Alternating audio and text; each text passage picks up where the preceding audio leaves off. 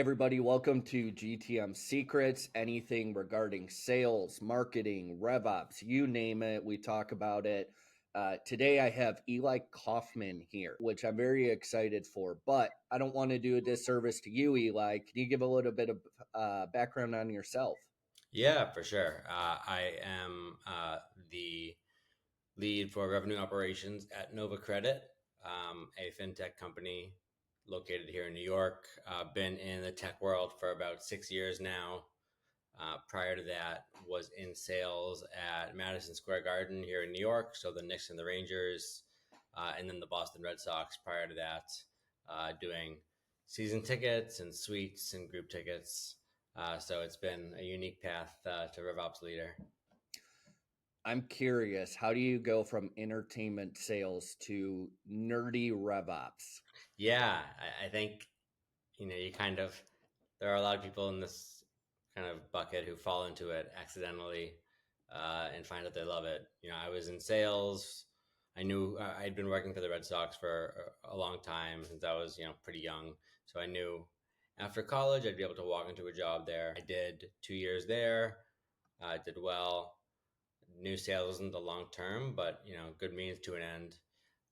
2 years of sales at Madison Square Garden, then pivoted into more of an operational role. My VP had a need for some data analysis and some At MSG? at MSG, yeah, Got it. to do some more of the kind of standard sales operations work. So I volunteered to do that. Having very little understanding of any of the pieces that go along with that. So put myself through, SQL boot camps and data analysis boot camps and Excel courses just to kind of level up. Was able to do some pretty rudimentary data analysis, but it was better than anything she was getting, which was, little to nothing. Didn't really have a path forward there. In sports, to move up, you kind of have to jump from team to team, city to city. They're just not creating new jobs. So if I wanted to stay in New York, that meant leaving the industry. Was able to find a company to take a chance on me. I was a sales operations analyst, and then a month after I started, we moved into revenue operations. So I was lucky to be a bit early to the game in the revenue operations landscape, and been working that function and moving my way up for the last 5 or 6 years there. So, as a RevOps guy, I have to ask: Team HubSpot, Team Salesforce? I've always been Salesforce, but I think I've started to come around more on HubSpot now that I think they're starting to get a little more market share. A lot more. When I've been looking at, just browsing jobs, it used to be just the small companies, 50 people and smaller would have HubSpot because it's easy to maintain, pretty, self-explanatory. And now I'm seeing HubSpot at larger companies. So I think there is a definite trend of moving towards HubSpot. But I'm personally a Salesforce guy, and I've built some of my career off the technical aspects of that. So I'm hoping that trend doesn't go away too quickly. But Team Salesforce with an asterisk.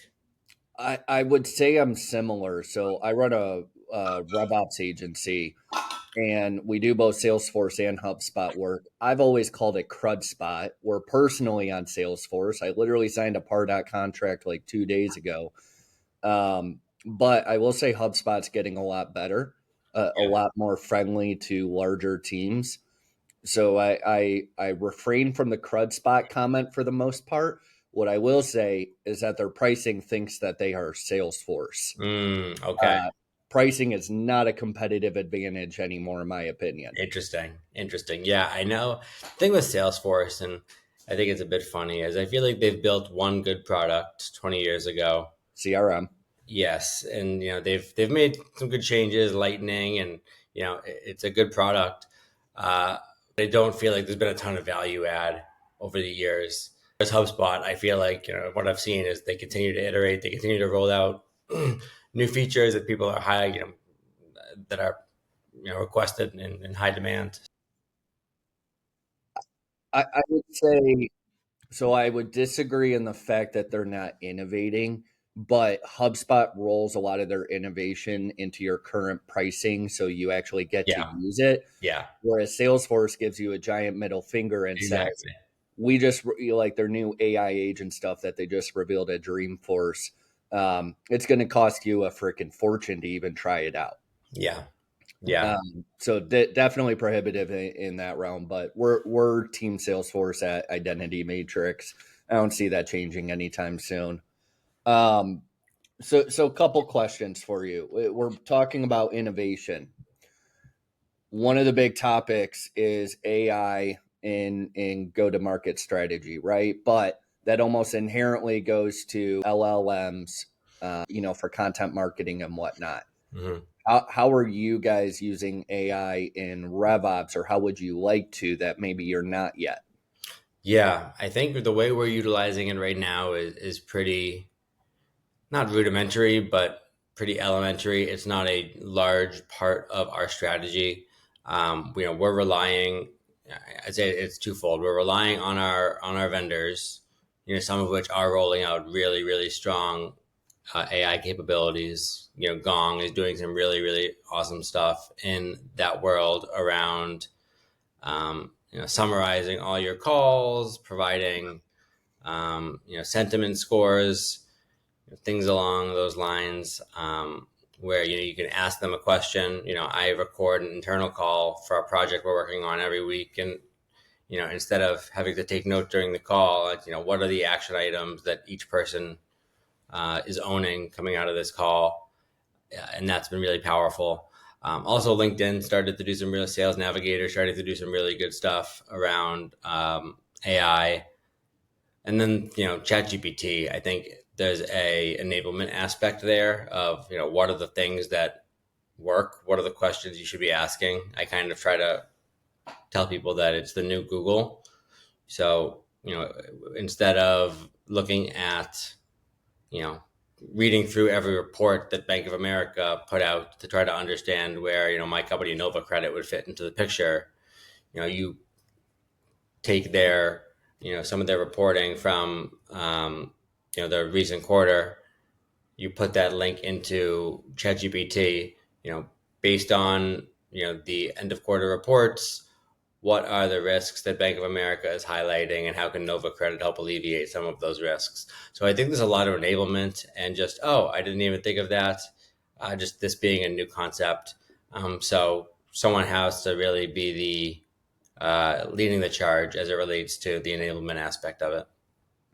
I think that there's a couple of other applications. So Identity Matrix is working on it right now, where we have really good comprehensive rules based scoring for both behavior and ICP, Mm-hmm. but being able to predict, hey, this is the person that is most likely to convert based on your opportunity history in Salesforce or HubSpot, whatever. Pick up the damn phone and call them now. This person over here, they need more nurturing, but based on how they interact with your site, send them this type of nurturing, this type of content, etc. That's one of the areas that not just we're headed, but I think a lot of companies are when it comes to lead scoring. And then on the flip side, I've seen it a lot. So I have a buddy of mine, little plug for him, Get Bird Dog. They're still in beta, but they're helping out with account planning. So they'll scrub the website, they'll scrub the company website, they'll scrub headcount at companies, who's hiring for what, etc. That's not necessarily new, but the way that they're then summarizing it, enable for a sales rep to create a compelling pitch and so forth, is AI based and very interesting. And that's not just specific to them. That's just one example, Yeah. but I see it being super helpful for account intelligence and then also lead scoring. But it's gonna take a while. I think it's still in its infancy in RevOps. The only place where I think you see AI too much is on content marketing. 100%. Yeah, that seems like the natural fit for writing articles. That's just a low hanging fruit. But I think, yeah, for us, like, lead scoring is not a huge piece of our business right now. We're Sure. super strategic, going, um, you know, outbound from a executive level or a head of sales level to executives at other companies where we know exactly who we want to target. So the lead scoring piece isn't huge for us. The account planning one is an interesting one for sure. And I think the account intelligence piece is interesting as well. Sales Navigator has some features around that we're leaning into, but not quite as expansive as the tool you're mentioning. What is Sales Nav doing? And I'm not trying to put you on trial here, but I haven't seen this, so I'm very curious. Yeah, I think it'll be, if I'm remembering correctly, I think it's along the lines of um, trends they're seeing within the company. Okay. Yeah, let me see if I can pull it open and find out. I don't remember. Yeah, I actually just pulled up Sales Nav as well. So that they have like company headcount growth and whatnot. It looks like they do have some job opportunities, but it's based on if they're hiring on LinkedIn or not. I'd be curious to learn a little bit more about that. I think that, I mean, who doesn't use Sales Nav? If you're in sales not using Sales Nav, something's wrong. So Yeah, for sure. The thing I'm thinking of is what they call account IQ, where they have, you know, I'm looking at like the Boston Red Sox, my old organization. How do the Boston Red Sox make money? Strategic priorities, are business you on a team challenges. plan? What's that? Are you on a team plan? I am, Company? yeah. So that must not be enabled. I'm actually on a single Sales Nav plan. Ah, okay. That's really interesting, though. It is, yeah. They have competitive landscape, headcount insights, headcount growth by division. It's a you know, despite significant revenue, there's scrutiny over the Red Sox payroll management and financial strategies, indicating challenges in balancing competitive team building with financial stability. Well, shoot, I need to upgrade. Yeah, it's some cool stuff that they're doing. It's not exactly all encompassing, but it's definitely an upgrade over what Sales Nav has done historically, and any AI can be an additive win. Yeah. No, that's really interesting. I'm gonna have to check that out. A lot of clients ask for suggestions. Again, RevOps company, so it's kind of my job to know this, and shame on me for not knowing this. Um, Talk to me a little bit about trends that you see going on now, and what do you expect in the next 12 to 18 months, specifically in RevOps? Yeah, I think there is over the last few years, there is a towards RevOps being more aligned with the financial aspect of the business. I think the financial aspects of the business are under greater scrutiny. You know, we're no longer in the growth at all costs mode that we were maybe No, pre-COVID, pre-pandemic. not at all. I think there's the when it switched, the metrics that mattered switch. It wasn't growth at all costs. It was, run rate, burn rate, some of the metrics that are more financial. I think there's going to be, and I think this is a good thing, continued increased alignment needed between finance and revenue operations, so that revenue operations can provide the insights around forecasting and some of the blind spots that finance has, while revenue operations can utilize some of the financial aspects to help kind of do some of their analysis and understanding of business health. We each have a unique set of metrics that, when put together, can be a really strong um, you know overview of the financial health of the business. Yep. Makes sense. I think one of the problems with RevOps is everyone has a little bit definition of where responsibilities start and end. So yeah, it's a little sales, it's a little marketing, it's a little reporting, it's a little forecasting, it's a little bit of CPQ, but to what end is RevOps integrated with finance or marketing or whatever? I think that's really blurry. It means something different to every company. Yeah, for sure. I think for me, I see finance and RevOps as always needing to be aligned regardless. It's not just one of your stakeholders, where marketing, sales, customer success is a stakeholder, finance is a business partner. So you have these aligned regardless of the work you're doing, across go to market, there needs to be that alignment between RevOps and finance, kind of agnostic of department. Okay, so last big question I have for you. RevOps does not inherently generate money. It is a cost center. And I think for a lot of companies, they're hesitant to invest because things are a little tight these days. Hopefully, things open up with the Fed dropping the rate. I think things will stabilize after the election, or at least hopefully. But money isn't flowing. Yeah. So people are hesitant to invest in yet another godforsaken cost center. How do you attribute RevOps to growth and gain the perspective of a profit center? Yeah, I think there needs to be a level of, and this is what I think every RevOps person should be striving towards. Um, the the right hand man, or the uh, person who can provide the insights and analysis to help shape the go to market strategy. So, the way I kind of look at it is I'm running our sales force. So there's certain metrics that I can utilize or input, so I can get a better understanding of our business. Whether it's things like sales cycle time in each stage, conversion rates, what industries we're winning in or what segments we're winning in, any of the nuggets of information around why we're winning, why we're losing, bottlenecks, um, personas, ICP. If I can provide information on that to help shape our go-to-market strategy, that's a huge win for RevOps and a huge win for me. I elevate myself to strategic advisor as opposed to process and Salesforce and tech stack. It's hard to do. It takes a level of polish, a level of communication, a level of data analysis. That's something I'm still striving towards. I've done it in various capacities. Data analysis is not where I got my start. I'm a sales guy originally, so that's something that I'm working Same. on. But I think that's kind of how I see revenue operations being able to move the needle from a data analysis perspective and helping shape the go-to-market strategy. So I pulled up a couple of stats.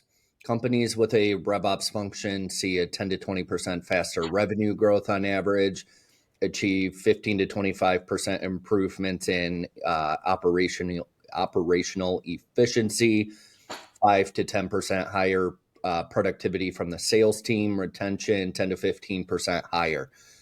So I think the case is there. Those are obviously very generalized, but I will shame RevOps a little bit because I don't think that they prove that those stats are real in their business. I think it's, hey, we reduced our customer acquisition costs, which is fantastic. But how do you do that? And I think there's a lot of gray area because you're not necessarily doing work. You are discovering answers to questions, then Yeah. relaying that to sales and marketing to implement oftentimes. So how do you actually translate that to, no, I contributed to this, that, or whatever?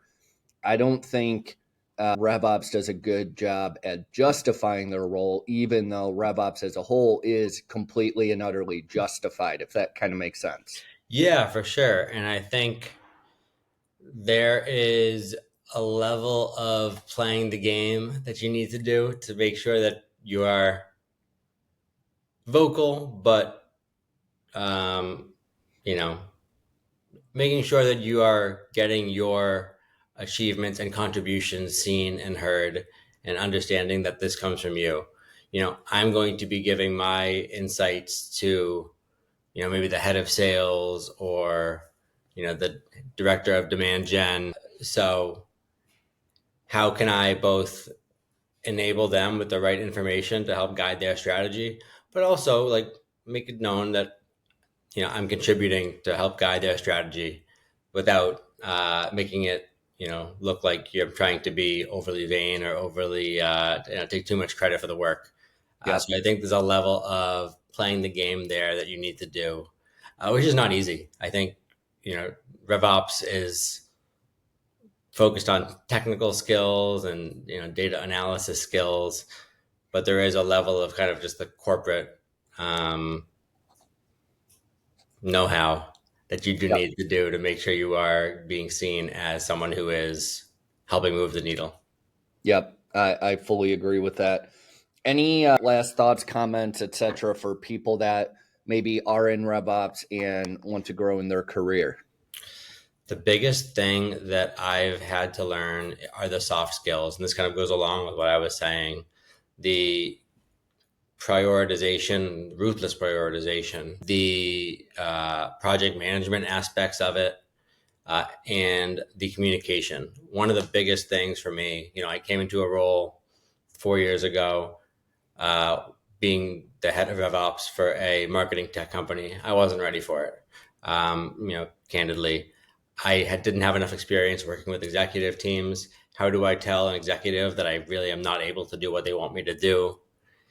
Some of that aspects of the communication with the executive team. Hey, my boss isn't the executive. How do I get what I need from him to make sure I'm doing my job correctly because his time is so limited? That's the biggest learning curve for me. And once I got over that, it became a lot easier. And I'm still learning it. It doesn't stop.